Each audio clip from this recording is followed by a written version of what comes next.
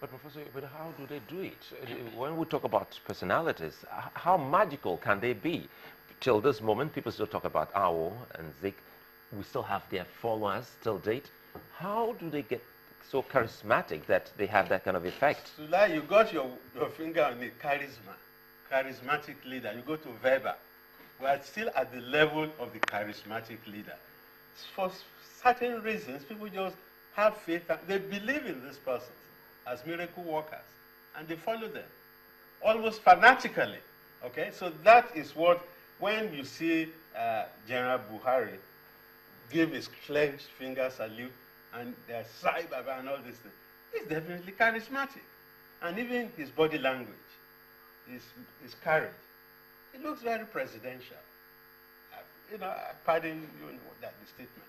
It looks very presidential. The way he carries on, he's flowing agbada, and he's reserved. Very president. John Perry could not have backslapped him. You get what when they met, he had to recognize that this is a persona. So all those things charm the people. Awo was not such a great orator. The people believed, when I was a kid, his poster read, "A man with a plan. Freedom for all, life more abundant." I knew that even as a kid growing up in Lagos, that Awo with his sign he had a plan. He had solutions to all the problems. People really believe that his image appeared on the moon. But Prof, the personalities that we see today, most of them in politics today, do not seem to have that. You just read out a mantra here, which you knew as a child. So how do we marry the personalities that are in politics and in leadership? Now we're almost done with the presidential. We're going down to the governorship elections. But we're still talking personalities and leadership. And that thing about the man with a plan. Do we have those kind of men? Well, they don't make them like that anymore. But I'm sure that every age will throw up its own leaders. MKO Abiola, for instance, he had tremendous appeal amongst the people. Farewell to poverty. They had ways of carving out some niche for themselves. I think the leaders we met, if you look at the entire Southwest, have you ever seen Aribeshola talk? He's very charismatic. He could break into songs, and I saw him perform 3 weeks ago in Ibadan, and you could see that is a guy to watch. What of Fashola? Fashola we used to dismiss as just a mere technocrat. But in the last few months, Fashola has done a different guy. For me, it's a guy to watch for 2019. Well, I think that we should also be looking at their ages. I'm happy that there is a very fair mix here. Ma, you're smiling. There's something when Prof was speaking. I want to say, looking at Enugu result, and this political class problem, creating problem for Nigeria, divides us more. If there is good result coming from the Southeast, it's not good enough. The PDP scored more in percentage in year 2011 in Enugu than now. And then what I told myself is, it was more than 90% for PDP in year 2011. And it's not up to 90% for PDP in this election. And what I told myself, actually some people listening to the change mantle. If it comes from Is that a surprise for you? Yeah, it's not. What it shows me that, because I know there are some elites in the Southeast that are not actually very happy. We didn't get anything from this. Maybe these two went ahead and expressed it with their votes, and that's what it tells me. But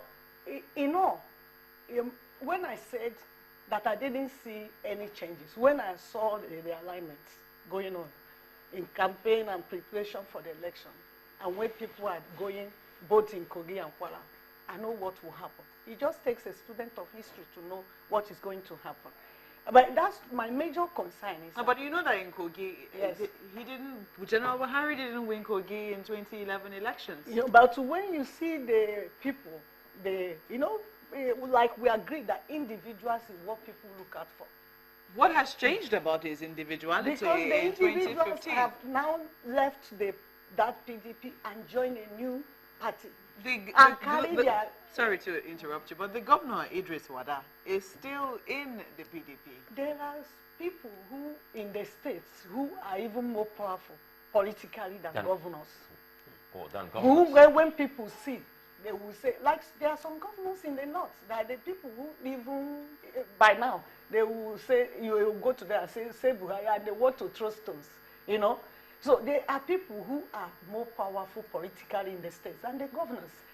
And you know, the same people made the governors. When they left, they also left with whatever they have brought to bear in that previous party. So, but allow me to finish what I'm saying. I am saying that if you say, if good result comes from this place, and they are becoming rational people or conservatives, it's not. Look at the history. People vote for so many things. They vote for both the past, the present. Most of the time, they don't care about the future, but they want to satisfy their conscience. That I have said that I do not like this person. You know, in Nigeria, because we have come to agree that wherever you vote for does not matter in the delivery of the dividends of democracy. People have not felt it. For the past 16 years on, people have not seen dividends of democracy. When we see little things, we celebrate it because we are in the dark. So what we are saying is that people are still saying, this is where I want to be. I don't care what happens tomorrow. And a day after tomorrow, I'm satisfied. Since they've been there, I have not felt different.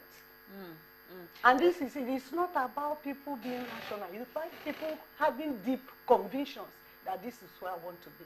And I think that is what is happening in the Southeast.